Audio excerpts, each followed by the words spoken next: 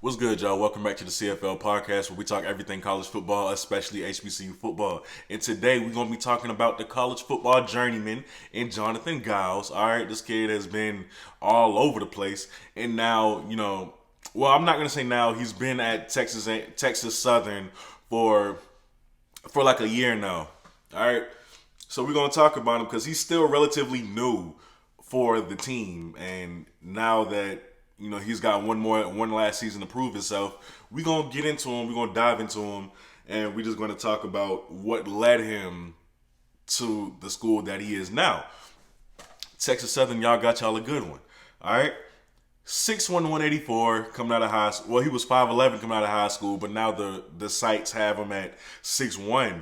So I'm guessing he grew a couple inches. Sometimes, the websites can be wrong, so take that with a grain of salt. But according to 247 Sports, out of high school at the time he was 5'11, he was 184, and he was out of Missouri City, Texas. Three-star guy. He committed to Texas Tech. 69 catches, 1,158 yards, 13 touchdowns, his longest reception being a 64-yarder. Oh, and his quarterback was none other than Patrick Mahomes. That's right. Patrick Mahomes was his quarterback in college. So it leads me to think, when you hear about his downfall, was it Patrick Mahomes that helped ascended him to these heights that he reached his sophomore year, or was it just him making the wrong decisions? We'll get into that later in the video. Now, after that phenomenal sophomore season, for some reason he transferred. He transferred to LSU. I don't know why he made that decision. Right, because you're doing so well. You got playing time as a freshman at Texas Tech, 2017. You got Patrick Mahomes throwing you the rock. You're balling out of control. All you had to do, if you would have had one more decent year with Texas Tech, you probably would have been drafted. So I really don't know. It was never made clear in any of the articles that I read on why he left.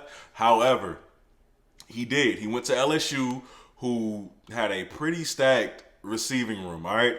So he went to LSU, got there in 2017, his junior year. Now, it's important to mention that the transfer rule, where you could play immediately, was not available at the time. So he did have to sit out that year that he transferred, that first year that he was at LSU. He did not play that year. But he transfers to LSU in his year that he couldn't play. Matter of fact, Ed Orgeron actually called him immediately after he entered his name into the transfer portal. It was 6:30 a.m. on a Tuesday. Coach O called him and said, "Hey," before he could even say hello, he was like, "Hey, we love your tape," and that was enough for Jonathan Giles to be like, "Okay, I'm here. Let's do this. Let's go."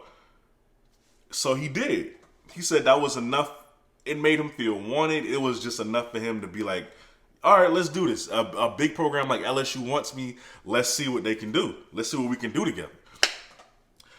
He impressed so much during his ineligible year that Coach O awarded him the number 7. And y'all know, in the LSU program, if you get the opportunity to wear number 7, it is because you are the best playmaker on the team. You are a dog. It is worn by former playmakers like Patrick Peterson, Tyrann Mathieu, Grant Delpit wore it. You have to be a dog to wear that number 7. They don't give it out to just anybody.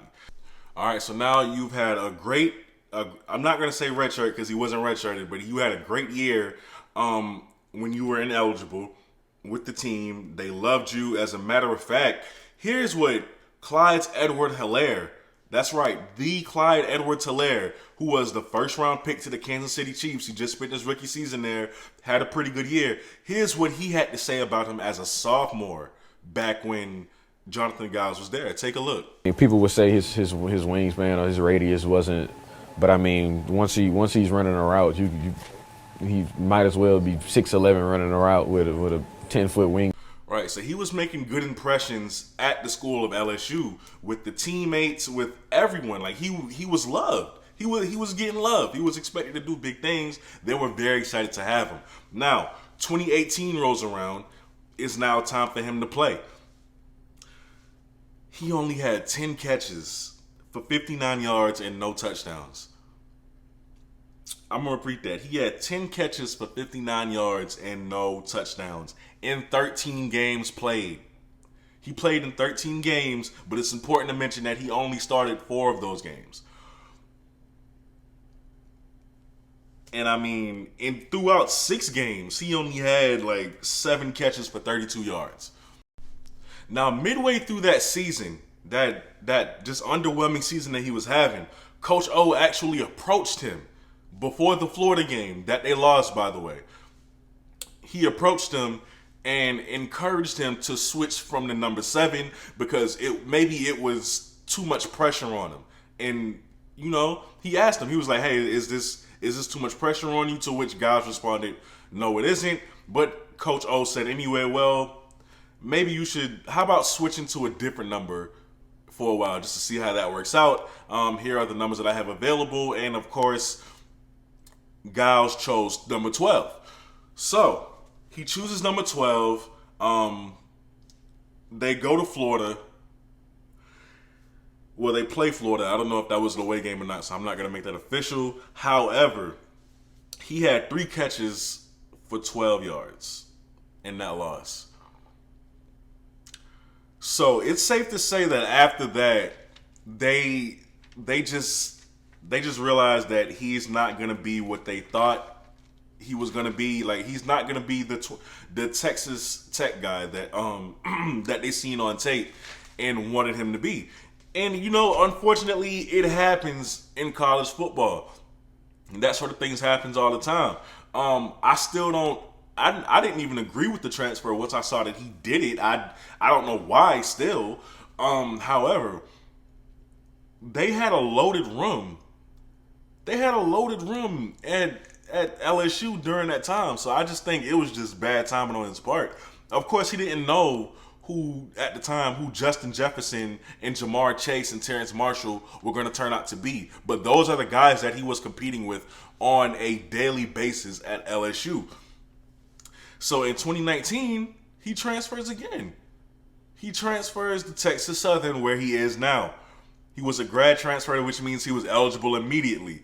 And the reason for him transferring to Texas Southern is because he said his father, who worked at Texas Southern, and that is where he learned how to play the game of football. So natural ties was already there, so he figured, I'm coming home. I get it. I understand it. And I wish nothing but the best for him overall. Now, he only played in 2 games in 2020. Again, I do not know why. It could have been because of injury. I couldn't find it. It could have been because of injury or just something important, okay? We just don't know. Now,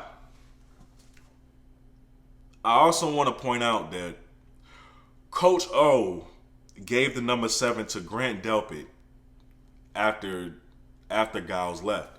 And for those of you who don't know who Grant Delpit is now with the Browns. He was a 2nd round pick not too long ago. He's playing with the Browns, and look for him to do big things. He said in an interview, Coach O said in an interview that it's a better choice than I made last year. The reason why that comment stuck out to me is because I just can't stand things like that. Like, it was no reason to, you know, bash on Giles because he didn't work out for your program by, you know, just taking a little cheap shot at him like that. Like, it was subtle, but it was also a cheap shot at the same time because you really didn't have to say it. You didn't have to say that. Yeah, so that's just one of the things that I can't stand about these huge programs is that they're so used to getting high profile players that if you just don't work out for them, it's the hell with you. And, You know, it's no soul in it whatsoever. And at least with HBCU football, yes, college football is a business. Yes, you have to produce, but rarely ever will you see that kind of treatment or comments from any of your players. Pause. Don't come in my comments with, oh, when Dion did it, he didn't. Y'all just took that, Coach Prime. Y'all just took that way, way south. All right. Now, that's about all I have on him. I expected him to bounce back. Will he have that season that he had at Texas Tech? I don't know. I don't know. Especially with Texas Southern. I do not know. You know, they're projected to finish last, to nobody's surprise. I hope he can finish his college career on a high note. I hope that he could get a look at the NFL, because you can't have a season like that on accident, okay? I don't think that you can credit all of his success that year to Patrick Mahomes, although it does help when you have a quarterback that has an arm like Patrick Mahomes throwing you the ball. However, you can't just credit all his success to someone else. He was running those routes. He was getting open. He was catching those touchdowns. So, do I think he can mirror that success? Maybe. But I think he'll have a good year, but I don't think he'll match it. However, I just really hope that he has a chance, an opportunity to at least show what he can do for NFL scouts. Maybe if you ball out this year, you get a Senior Bowl invite, and you go from there. So wishing nothing but the best for Jonathan Giles, because this dude, he's been to the highest of the high in college football, and now he's been to the lowest of the low as well. Not calling Texas Southern the lowest of the low. I'm just saying as far as what his expectations were and actually what happened for him. So, you know, and I also want to say, you got Justin Jefferson there. You got Jamar Chase there. You got Terrence Marshall there. Justin Jefferson is now with the Vikings, okay? First round pick. Jamar Chase was a top 3 pick, right? A top 5 at the most to the Bengals. And you got Terrence Marshall, who was a second round pick to the Panthers. That's a lot of competition that you have in that room. Jamar Chase being a 5-star guy coming out of high school, we knew he had high expectations. Justin Jefferson was a 2-star guy. Nobody expected him to burst onto the scene like how he did. So you got that, and then you got Terrence Marshall, with prototypical wide receiver size, who you just absolutely love, who you would absolutely love to have on your team. You got to go against that as well. So, you know, he had a lot of competition to go up against, and unfortunately, it just didn't go his way. Joe Burrow had his pick of the litter to throw to. So, that's just that. It happens sometimes. College football is a business. Things don't always get to go your way. But Texas Southern fans, y'all should really be happy that you have Jonathan Giles.